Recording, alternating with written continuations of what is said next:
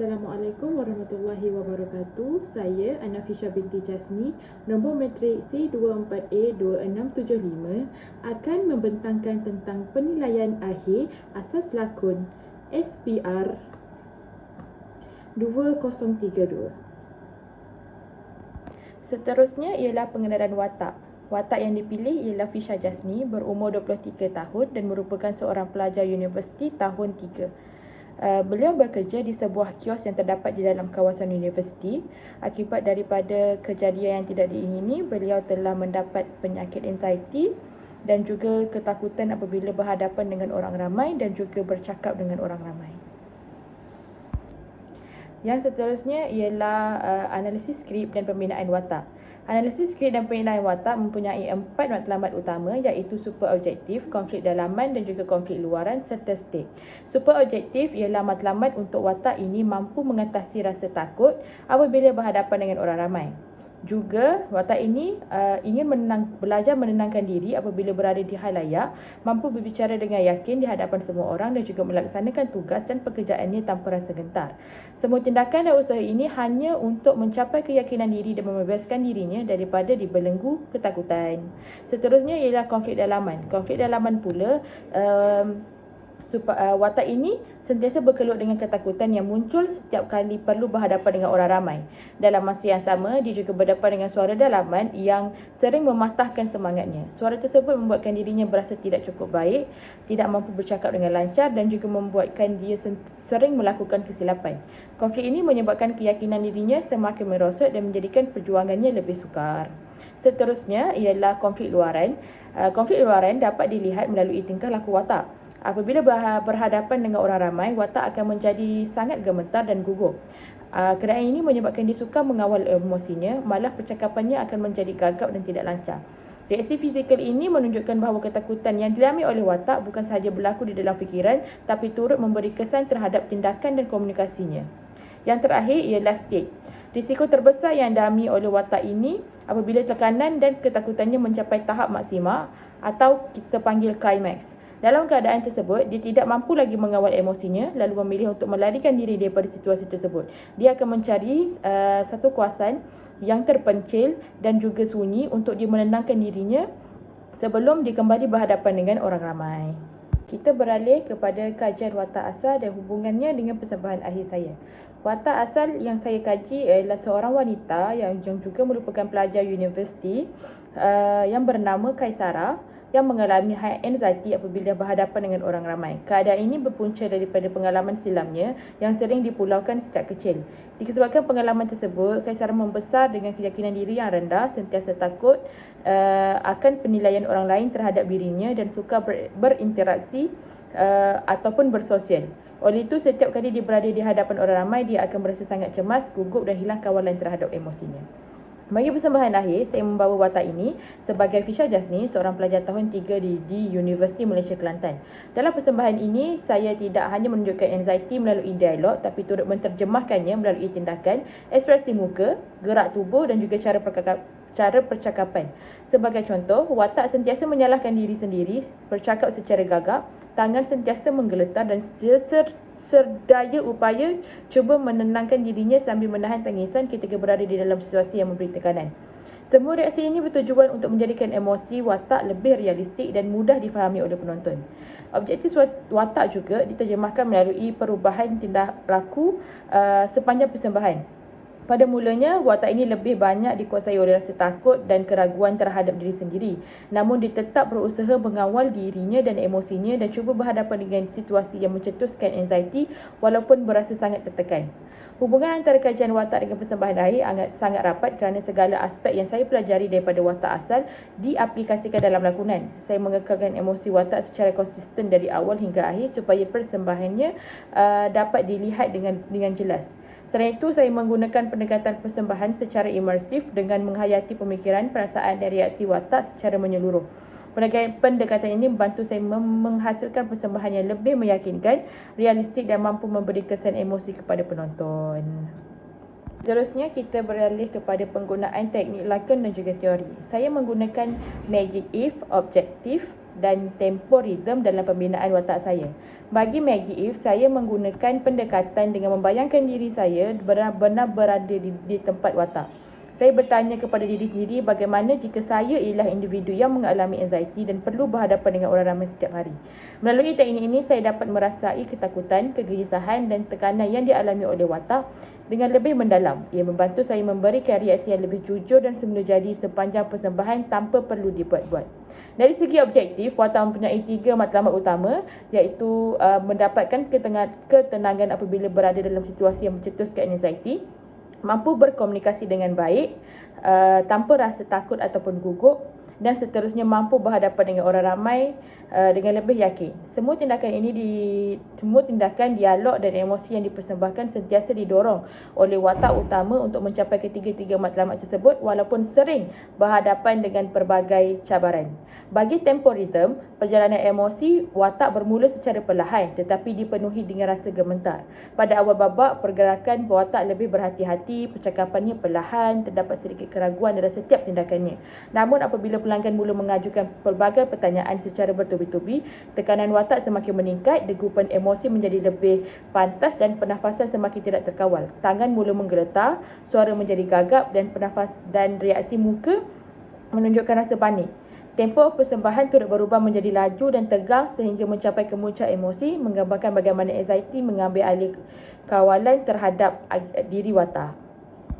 Seterusnya, saya akan menerangkan tentang perkembangan proses dan perubahan lakonan.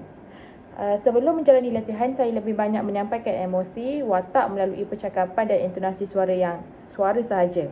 Walaupun dialog dapat menunjukkan perasaan watak, penyampaiannya masih kurang memberikan impak kerana emosi tidak diterjemahkan melalui bahasa tubuh dan juga ekspresi wajah.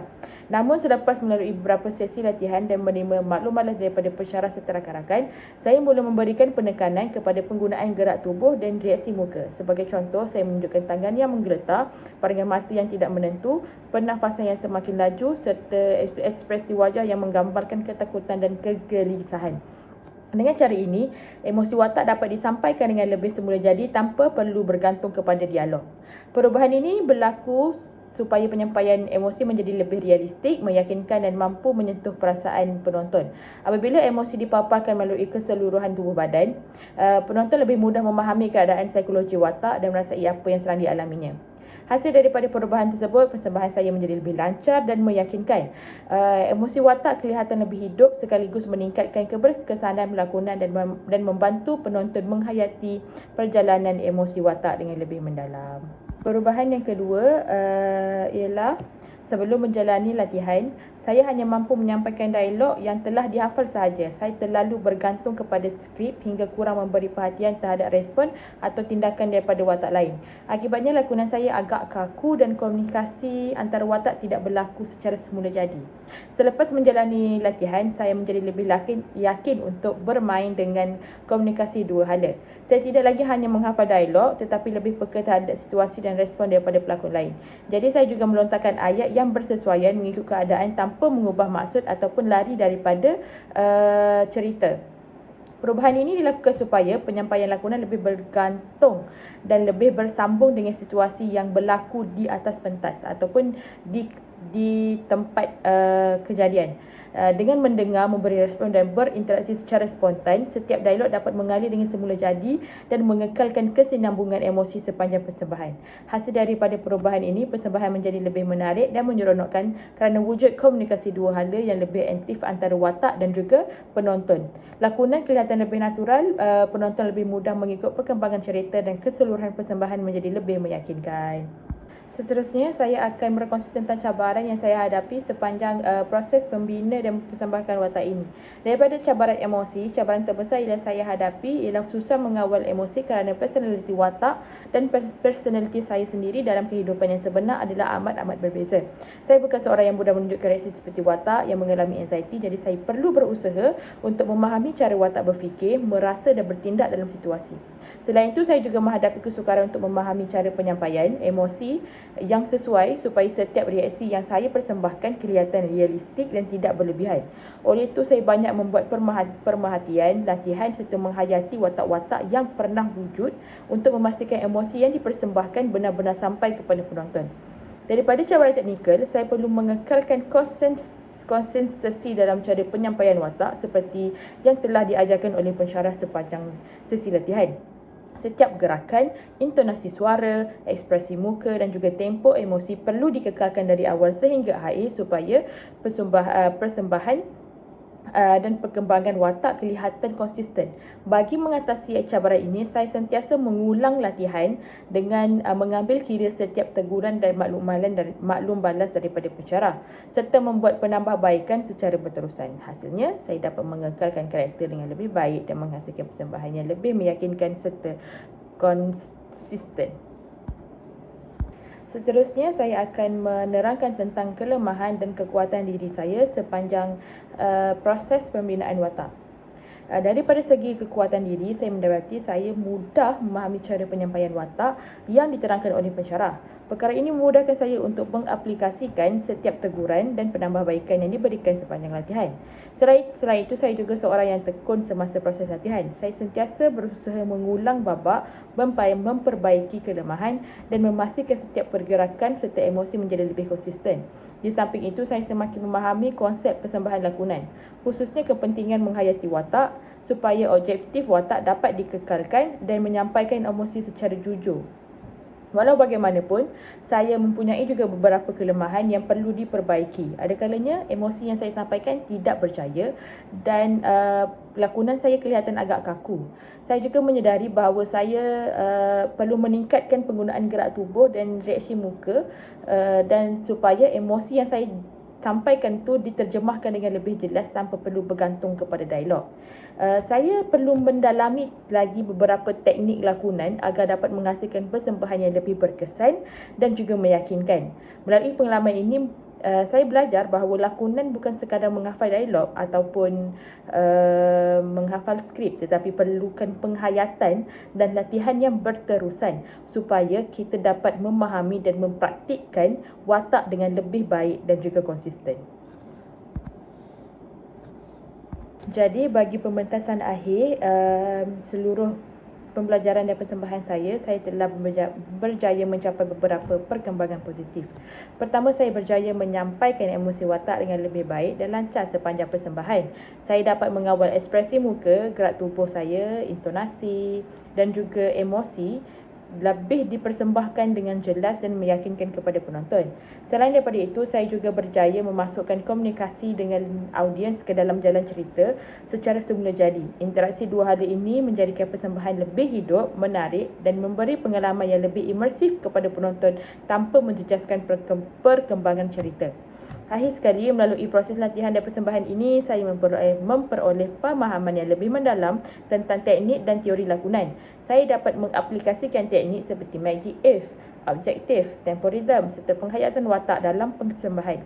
Pengalaman ini bukan sahaja meningkatkan kemahiran lakonan saya, malah memberikan keyakinan untuk menghasilkan persembahan yang lebih berkualiti pada masa hadapan. Sekian, terima kasih.